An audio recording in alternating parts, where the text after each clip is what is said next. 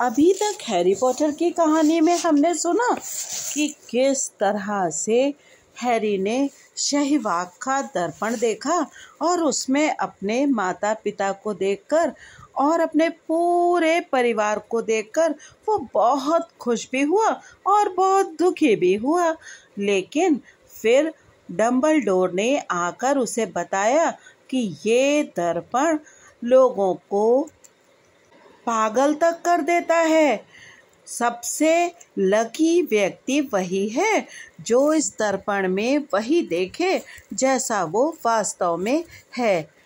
अब आगे की कहानी सुनते हैं। हालांकि अभी तक हैरी ढूंढ रहा था निकोलस फ्लैमेल को, क्योंकि हरमाइनी क्रिसमस की छुट्टियों पर जाने के पहले उसको और रॉन को ये काम देकर गई थी कि लाइब्रेरी में जो प्रतिबंधित जगह है, यानी कि जहाँ पर फर्स्ट ईयर के बच्चों को जाना मना है, वहाँ जाकर निकोलस फ्लैमेल का नाम ढूंढो। और उसी तलाश में ही हैरी को मिला था शहीवाग का दर्पण। अब आगे की कहानी सुनते हैं। ये है अध्याय 13, निकोलस फ्लैमेल। डंबलडोर ने हैरी को ये समझा दिया था कि वो दोबारा शहीवाग के दर्पण की तलाश में न जाए, और इसीलिए क्रिसमस की बची हुई छुट्टियों में अदृश्य चोगा उसके संदूक के नीचे पड़ा रहा। हैरी सोच रहा था काश इतनी ही आसानी से वो दर्पण में देखी बातों को भी भूल सकता, परंतु वो भूल नहीं पाया। उसे बुरे सपने आने शुरू हो गए जिनमें वो बार बार देखता था कि उसके माता पिता हरी रोशनी के धमाके में गायब हो रहे हैं, जबकि कोई आदमी तेज आवाज में हंस रहा है। अब हैरी ने रॉन को इन सपनों के बारे में बताया, और जब उसने बताया तो रॉन ने कहा, देखा, डंबलडोर सही कहते थे, वो दर्पण किसी को भी पागल कर सकता है। हरमाइनी स्कूल शुरू होने के एक दिन पहले आई और उसने घटनाओं को एक अलग ही नजरिए से देखा। एक तरफ तो वो ये सोचकर दहशत में थी कि हैरी 3 रातों तक लगातार बिस्तर से बाहर निकलकर पूरे स्कूल में घूमता रहा था। अगर फिल्च ने तुम्हें पकड़ लिया होता तो? और दूसरी तरफ वो निराश भी थी कि हैरी को कम से कम ये पता तो लगा ही लेना चाहिए था कि निकोलस फ्लैमेल कौन थे। उन्हें अब ये उम्मीद नहीं थी कि वे लाइब्रेरी की किसी किताब में फ्लैमेल का नाम खोज पाएंगे। वैसे हैरी को अब भी यकीन था कि उसने ये नाम कहीं पर पढ़ा था। एक बार स्कूल शुरू हो गए तो वे ब्रेक के दौरान 10 मिनट तक किताब छानने के काम में फिर जुट गए। हैरी के पास तो बाकी दोनों से भी कम समय था, क्योंकि क्विडिच की प्रैक्टिस एक बार फिर से शुरू हो गई। वुड इस बार टीम से पहले से बहुत ज़्यादा मेहनत करवा रहा था। अब बर्फ गिरने के बजाय बारिश हो रही थी, परंतु लगातार हो रही बारिश भी वुड के उत्साह को ठंडा नहीं कर पाई। बिजली बंधु शिकायत कर रहे थे कि वुड पागल हो गया है, पर हैरी वुड की तरफ था।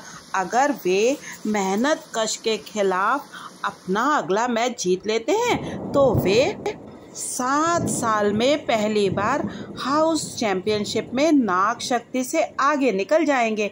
कड़ी मेहनत करने के पीछे जीतने की इच्छा तो थी।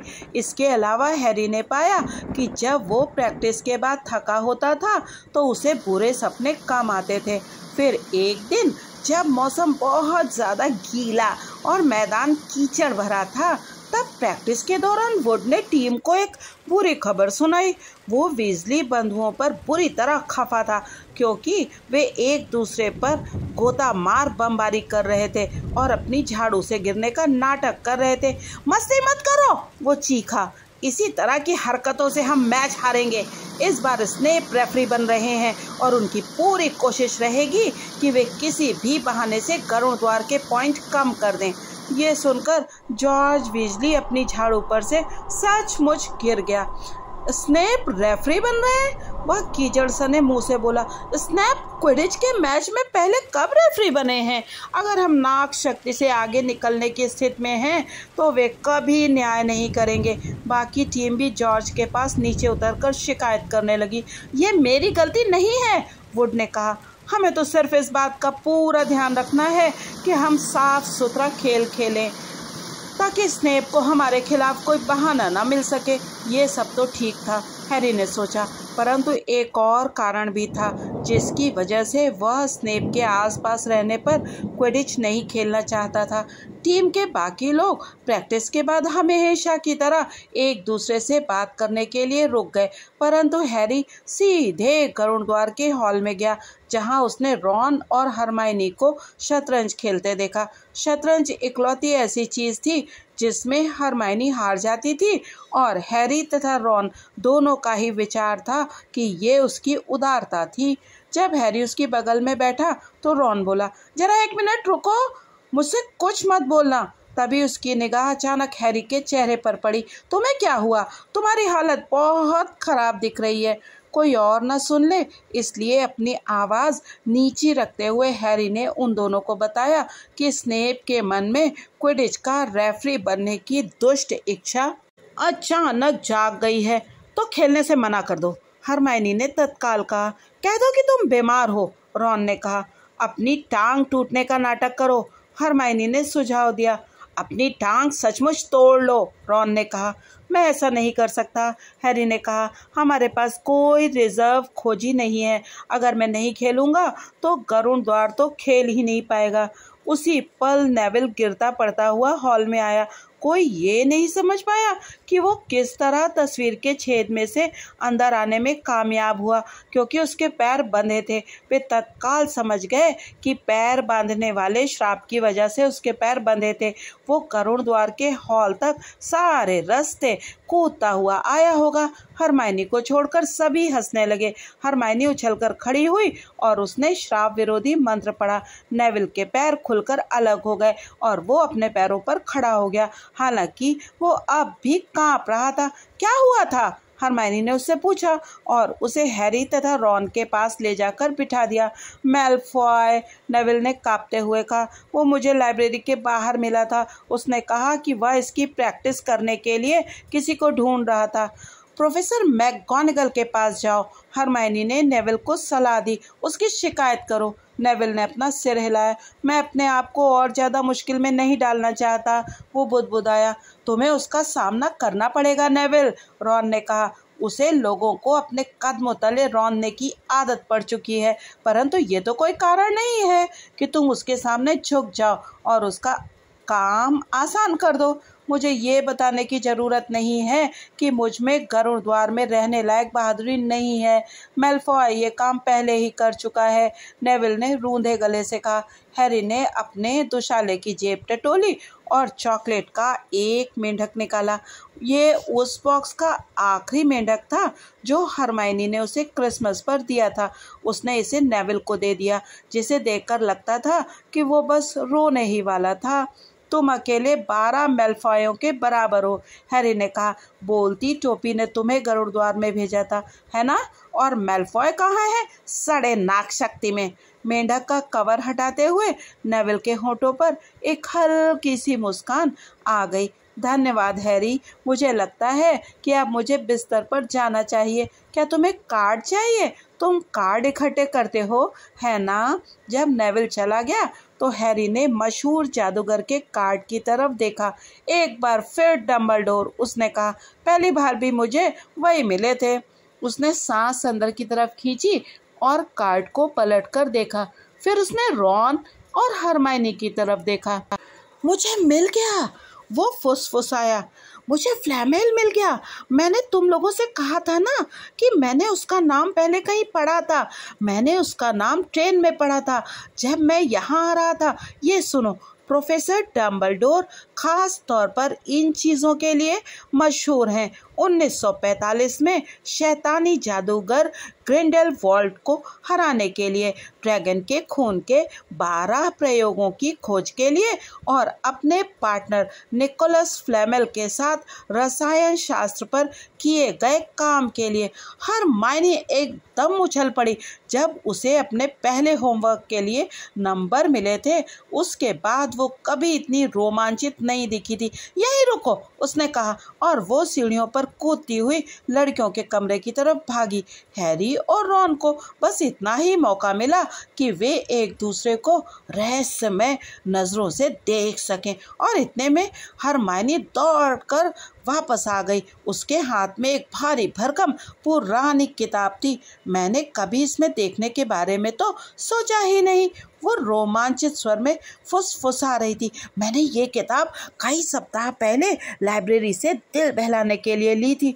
दिल बहलाने के लिए? रॉन ने कहा, परंतु हरमाइनी ने उसे तब तक चुप रहने को कहा जब तक वो किताब में कुछ खोज न ले। इसके बाद उसने किताब के पन्ने तेजी से पलटाए और वो अपने आप से बोलते हुए बड़बड़ाती जा रही थी। आखिरकार उसे वो मिल ही गया जिसकी वो तलाश कर रही थी। मैं जानती थी। क्या अब हमें बोलने की इजाज़त है? रॉन ने मुंह बनाकर कहा। हरमाइनी ने उसे नज़रअंदाज कर दिया। निकोलस फ्लेमेल, वो नाटकीय अंदाज में बोली, के पास पारस पत्थर है। इसका उतना प्रभाव नहीं पड़ा जितनी उसे उम्मीद थी। क्या? हैरी और रॉन ने कहा। सच्ची? क्या तुम दोनों को पढ़ना नहीं आता? देखो और इसे पढ़ो यहाँ।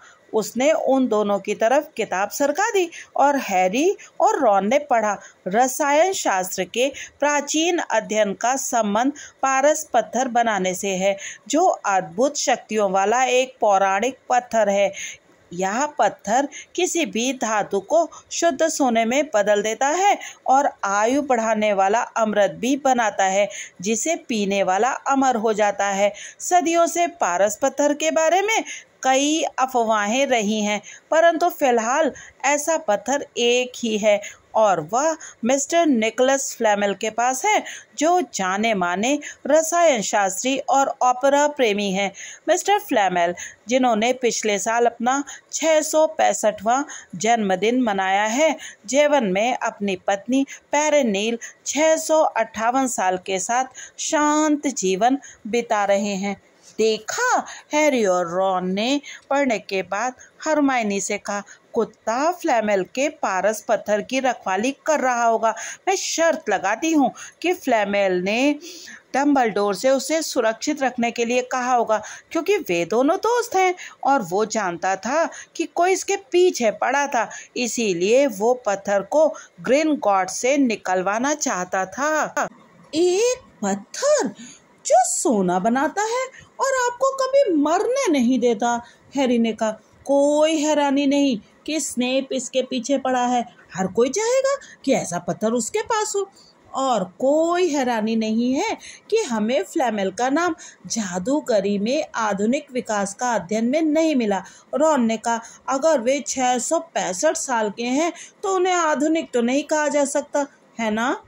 अगली सुबह हैरी और रॉन गुप्त कलाओं से रक्षा की क्लास में आदम भेड़िए के काटने के विभिन्न उपचार उतार रहे थे, परंतु वे अब भी यही चर्चा कर रहे थे कि अगर उन्हें पारस पत्थर मिल जाए तो वे क्या करेंगे।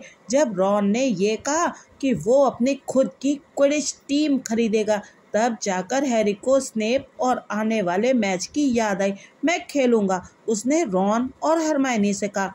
अगर मैं नहीं खेला तो नाग शक्ति के लोग सोचेंगे कि मैं स्नेप का सामना करने से डर रहा हूँ। मैं उन्हें बता दूंगा। अगर हम जीत जाते हैं तो उनके चेहरों से मुस्कान उड़ जाएगी, बशर्ते वे लोग तुम्हें पिच से ही ना उड़ा दें, हरमाइनी ने कहा। जैसे जैसे मैच का दिन करीब आता गया, हैरी की घबराहट बढ़ती गई। चाहे उसने रॉन और हरमाइनी से जो भी कहा हो, बाकी टीम भी बहुत शांत नहीं थी। हाउस चैंपियनशिप में नाग शक्ति से आगे निकलने का विचार बहुत बढ़िया था।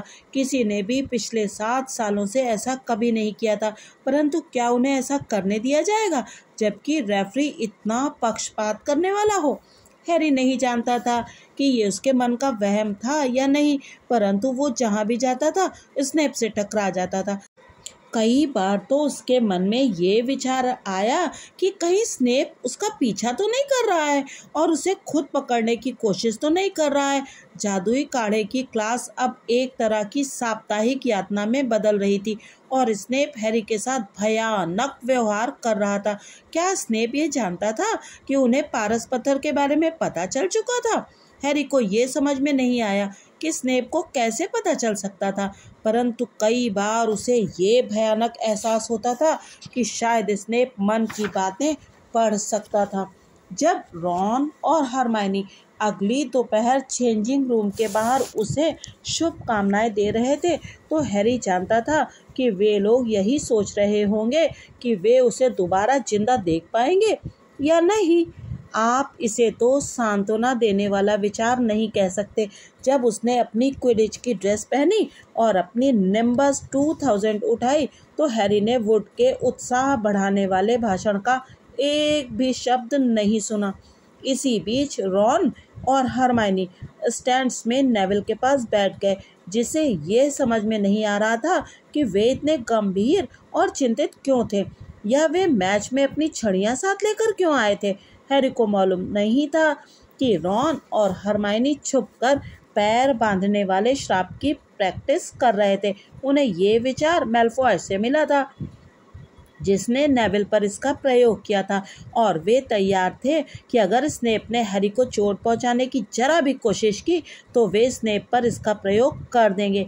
भूलना मत, यह लोकोमोटर मॉर्टिस है, हरमाइनी बुदबुदाई जब रॉन ने अपनी छड़ी अपनी बाह में ऊपर की तरफ छुपाई। मैं जानता हूँ, रॉन ने पलटकर जवाब दिया। बार बार मत बताओ। चेंजिंग रूम में वुड हैरी को एक तरफ ले गया। मैं तुम पर दबाव नहीं डालना चाहता पॉटर, परंतु आज हमारे लिए सुनहरी गेंद को जल्दी पकड़ना जितना जरूरी है उतना पहले कभी नहीं था। इससे पहले कि स्नेप मेहनतकश को ज़्यादा फायदा पहुंचा पाए, खेल ही खत्म कर दो। पूरा स्कूल यहाँ पर है, फ्रेड वीजली ने दरवाजे से बाहर झांकते हुए कहा। यहाँ तक कि कसम से डम्बलडोर भी मैच देखने आए हैं।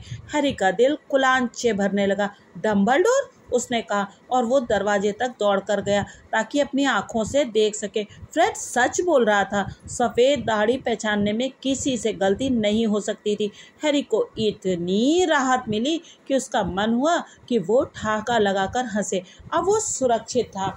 डम्बलडोर अगर देख रहे थे तो स्नेप ऐसी कोई हरकत करने की हिम्मत नहीं कर सकता था जिससे हैरी को चोट पहुंचे, और शायद इसीलिए जब टीमें पिच पर पहुंची तो स्नेप बहुत गुस्से में दिख रहा था, और रॉन ने भी ये ताड़ लिया था। मैंने स्नेप को कभी इतना सड़ा मुंह बनाते नहीं देखा, उसने हरमाइनी से कहा। देखो, खेल शुरू हो गया। आउच! किसी ने रॉन के सिर में पीछे से कुछ चुभाया। ये मैलफॉय था। अरे सॉरी वीजली, तो मुझे दिखे ही नहीं। मैलफॉय क्रेब और गोयल की तरफ देखकर दांत निकाल रहा था। सोच रहा हूँ कि इस बार पॉटर कितनी देर तक अपनी झाड़ू पर टिका रह पाएगा। कोई शर्त लगाना चाहता है। तुम लगाओगे वीजली? रॉन ने कोई जवाब नहीं दिया। स्नेप ने अभी अभी मेहनतकश को एक पेनल्टी दी थी क्योंकि जॉर्ज वीजली ने एक पहलवान को उसकी तरफ मारा था। हरमाइनी, जिसकी सारी उंगलियां उसकी गोद में गुथी हुई थी, हैरी को लगातार देख रही थी, जो किसी बाज की तरह मैदान के चारों तरफ चक्कर लगा रहा था और सुनहरी गेंद की तलाश कर रहा था।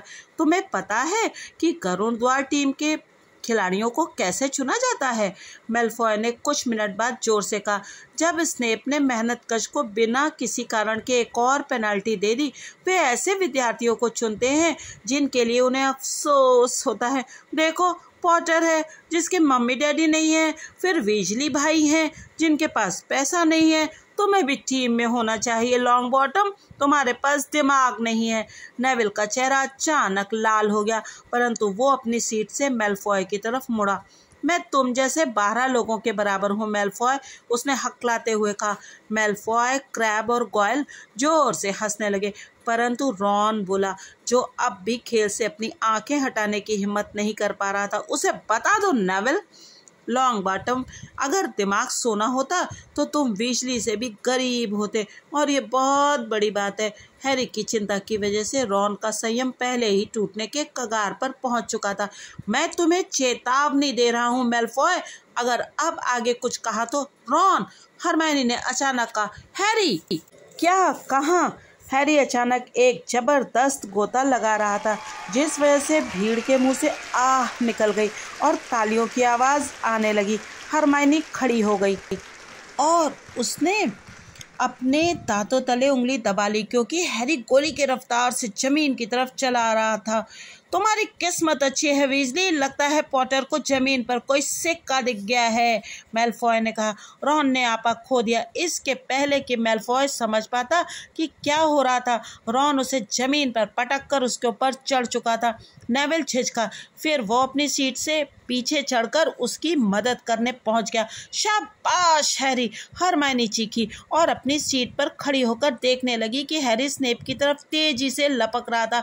हरमाइनी का ध्यान इस तरफ नहीं गया कि मेलफॉय और रॉन उसकी सीट के नीचे लुढ़के हुए हैं या नेविल, क्रैब और गोयल की तरफ से मुक्कों और चीखों की आवाज़ें आ रही थी। ऊपर हवा में स्नेप अपनी जादुई झाड़ू पर समय रहते पलटा और उसने देखा कि लाल रंग की कोई चीज़ उससे कुछ इंच की दूरी से गुजरी। अगले ही पल हैरी ने अपने गोते को पूरा किया और अपनी बाँह को जीत की खुशी में ऊपर उठाया। सुनहरी गेंद उसके हाथ में कैद थी। दर्शकों के स्टैंड जैसे फट पड़े। ये एक रिकॉर्ड था। किसी को भी याद नहीं था कि सुनहरी गेंद को इससे पहले कभी इतनी जल्दी पकड़ा गया था।